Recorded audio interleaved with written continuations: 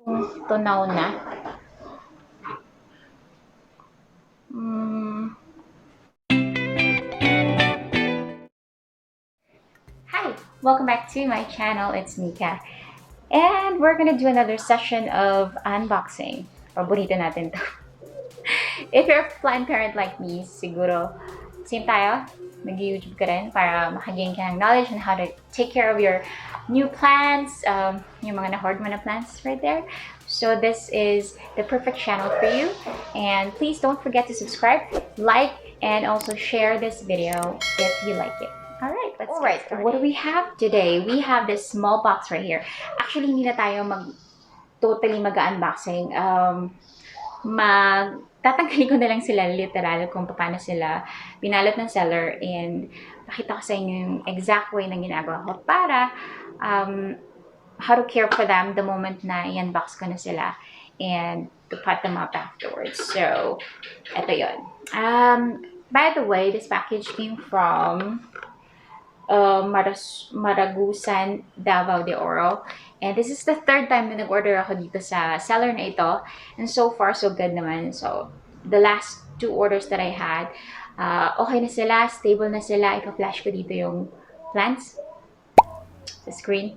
And yes, what do I like about this seller and the plants is meron siyang iba't ibang varieties ng Syngonium, which is yung variety na kinokollect ko nowadays ng plants. And so, yes, marami siya, guys. Hindi tayo mauubusan ng ikokolekta. Kaya naman, ito, simulan na natin. First off, I got, by the way, guys, hindi na siya yung totally nakapack. This is like, yung konti na lang yung tatanggalin ko. But, overall, ganito siya. Pinapack niya binabalot niya sa coco peat, I mean, yung puno or yung pinaka bulb nung halaman. Ibabalot niya sa coco peat na basa. Tapos, talagyan niya ng masking tape and then newspaper, yung pang-cover niya sa entire body nung plant. And yun, tikit-tikit lang sila dyan. Maliit lang yung box kasi for this third order, tatlo lang yung in-order ko na varieties. And flash ko na lang yung mga pangalan nila kasi nakalimutan ko na yung iba dahil sobrang dami nga ng varieties ng Syngonium. So, the first one na i-unbox na i-open natin is this one. Okay, so this one is Roxanne. And ganito siya, guys. So, coco peat, tapos yung nito, masking tape. Ito na siya. Ganito siya exactly ang itsura. Yan. So, as you can see, this plant has been in transit for about 8 days na, guys, since shinip ni seller. And pinick up ko pa siya ngayon sa SM. Hindi ko na siya pinagpabukas kasi nga sabi ko baka mamatay pa or manilaw pa or whatnot. But usually it's about 5 to 8 days. Sometimes mas matagal pa actually, yung pinakauna ko medyo matagal. As you can see, medyo hindi siya nanilaw. Medyo madumi lang siya and meron na siyang baby dito sa gitna. Ayan. So guys, I have tried to risk na mag-order sa malayo online pa. And the way that you pay it is you have to pay it upfront. So, GCash usually yung ginagamit ng mga sellers as a mode of payment. And the way that they do it is either you will pick it up or papadeliver mo sa bahay. Ako mas prefer ko yung pick up kasi I think mas secure kasi natatrack ko naman yung order status. So, the moment na mai-track ko na at alam ko nang nasa nearest pickup location ng isang courier, pupuntahan ko lang siya.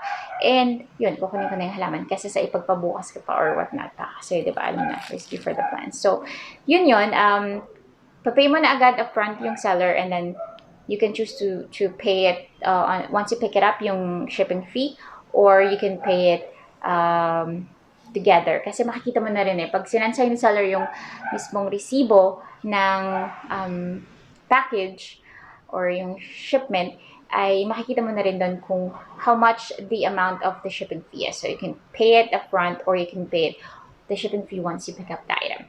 And, ano pa ba? Usually, pag ganito kaliliit na box, guys, ganyan lang. Or yung medyo double pa dyan ng konti, I only pay about 95 pesos. Yun.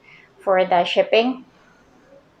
Sa isang courier, I used to pay about 250 ata or 280 pesos. But with that one, may lupang kasama. So ito, wala siyang lupa talaga. Kokopit lang.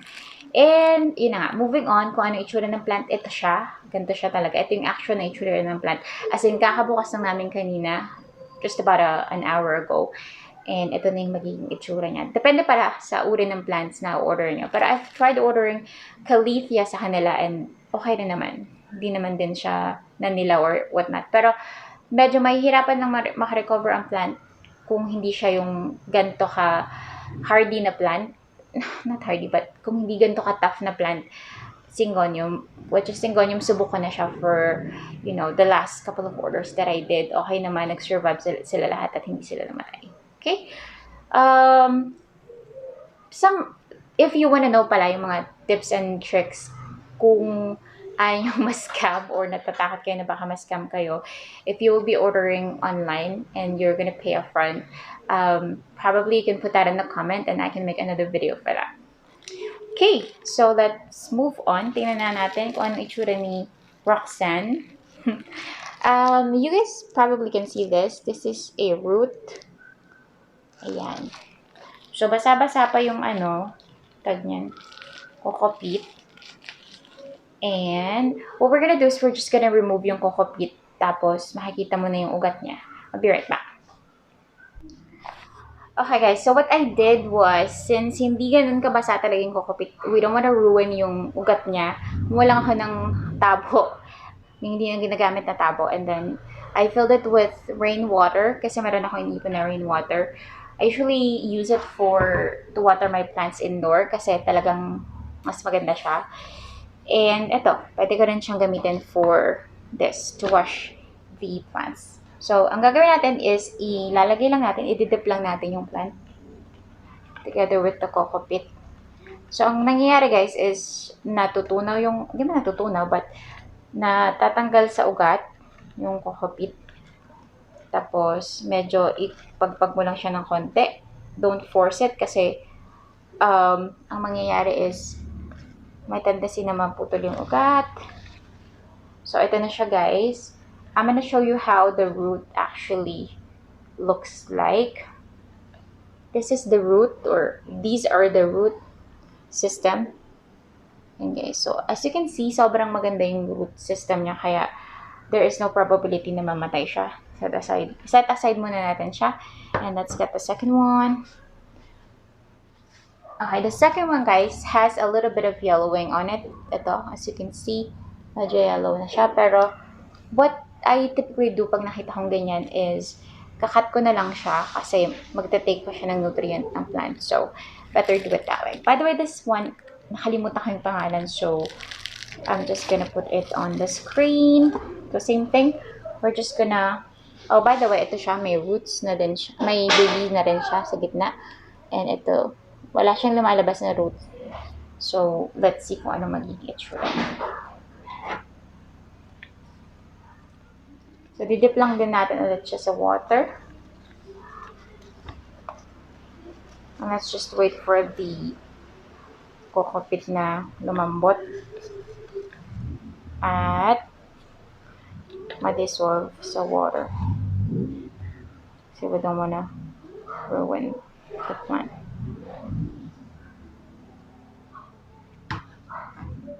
I'm gonna get the third one while we're waiting for the kokopit to dissolve. The third one, ito siya, para siyang sword, something, pahaba. But there is a little bit of thing going on in here. Meron siyang mga, I think it's aphids, which is very dangerous sa mga indoor plants natin, especially kasi alam natin magkakatabi ng mga halaman natin. So, may tendency na makahawa siya. So, what I'm gonna do is I'm going to do a treatment for this. I actually have a neem oil, organic neem oil, in which that's what I use para sa mga indoor plants ko. So all I have to do is just spray them with neem oil water, dissolvent water, and dishwashing liquid. Tapos yun, spray ko lang siya, and then I make sure that I spray during the night kasi hindi pwedeng paarawan yung mga na-treat natin. kasi masusunog, mababurn yung leaves. So, tatago ko lang ulit siya dito sa plant area natin afterwards. And then, wait, kinabukasan, tsaka ko siya pwedeng parawan. That's what I do. I do it for probably about 2 to 3 weeks para completely mawala. Nagkaroon ako dati ng isang halaman na aglonema which experienced the same thing. And so far, so good. Okay na siya ngayon. And yes, what else should I tell you while we're waiting? Yun lang guys, I had 3 items. The total of that is, I think it's less than 500. Why do I choose to ship the item? Kahit tapos makikita ko pa na ganyan. Why do I risk it? It's because most of the varieties na meron ako ay, hindi mo na siya I mean, most of the varieties na hinahanap ko rather, sa Syngonium especially, even not Syngonium actually, ay wala na dito sa Lipa, sa area namin, sa place namin. So, some of them may be in Manila or some other places, ayun, malayo na nga tapos mahal pa. And so, nag-risk talaga ako na mag-research about different sellers na legit, and then how it works, yung sa shipping. Yun, nag-research ako, and so, yeah, I finally had a chance to prove na okay rin naman pala, kahit na malayo sila, mura na, you just have to know how to take care of the plants, and yeah, they're definitely gonna survive and thrive. So, yun. Actually guys, I bought another one na gusto ko lang ipakita sa inyo ay ito. So, nabili ng husband ko sa South Supermarket dito sa malapit sa amin, sa Lipa. This is only for 56 pesos and 75. Ito siya guys, so plastic siya actually. I don't prefer plastic, prefer ko pa rin yung clay kasi mas malamig siya sa katawan ng mga halaman. But then, they're okay naman. Marami naman akong naka-nursery pot na plastic at ganito. So, yeah. Okay naman siya. So, plan ko na gamitin ito for my other plants na paparating. May in-order pa akong 2 packages na paparating. So, ito. Gamitin ko siya para doon. And may 3 pa pala akong maliliit. Nandun lang sila. So, yun guys, ano pa bang gusto kong sabihin sa inyo? Yun, let's see kung tunaw na.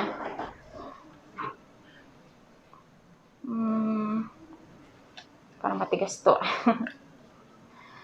Hold on. So, ito guys, may nabili ako sa Shopee na parang ganito. Panghalaman siya talaga. So, medyo pull down ko lang yung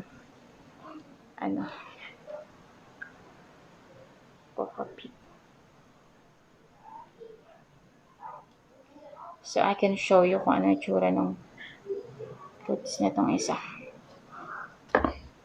Okay, so this one is another great buy. By the way, flash ko na lang yung prices sa inyo sa screen. Ito siya guys. Oh, ang ganda rin ng root system niya. Will I plant it this way? Hindi pa. Wawash ko pa siya ng isa. Tapos, tsaka ko siya ibababad. The next step pala guys is ibababad ko siya sa water. Meron na ako nakaprepare na glass na yun din. Rainwater din yung nakalagay. So, after I clean the plants and all that, yun. Ganun na lang gagawin ko. I'm just gonna put them in water. Except yung isa na may aphids. Is isolate natin siya. And then, after nating ibabad sa water, wait lang tayo ng about 8 hours or kinabukasan. Kasi ngayon, gabi na nag-film ako. So, kinabukasan, I can already put them up. And then, yun, the regular potting process na ginagawa ko. And then, sorry, the kid is here. And then after that, we're good. So, the moment na ipat up na natin siya, huwag lang natin siya papainitan. We just have to make sure na malamig yung humidity. Medyo humid yung place. Okay guys, so just to prove to you na totoo yung mga sinasabi ko kanina, I have this sample plant right here. This is potted sa cement pot na hinulayan lang ni Habi. Let me show you. May crispiness siya. Okay lang yan. I got this for about a week na. And guess what guys? Meron na siyang baby. Ayan. Itong baby na to, this was not there. Ngayon lang siya tumubo. And I have not even put this outside. Ito ay nandun lang sa grow light. Sa gabi, nagrarun yung grow light from 6 p.m. hanggang 8 o'clock ng umaga after work, and then pinapatay na ng aking mother. And yun, so far, hindi naman siya lumabas. This one is Asingonium 3 Kings. Napakita ko na siya dun sa isang video ko. I-link ko na lang dito yung video link. So nga guys, it's definitely possible na makabuhay ka at mag-thrive yung plants even though medyo na-stress siya sa biyahe. So, ito na nga yung proof sa inyo guys. And there you go. So, that is about what we have for today. And I hope you do like it and you find this video helpful, yung mga insights na sinabi ko sa inyo kanina, in order for you to take care of your newly acquired plants. So, should you have questions or anything in mind, comment lang, guys. And yes, I'm happy to definitely give you some tips and tricks. And you know how passionate I am pagdating sa mga plants. I'll see you again on my next video. Thank you and enjoy your day. Happy planting. Bye.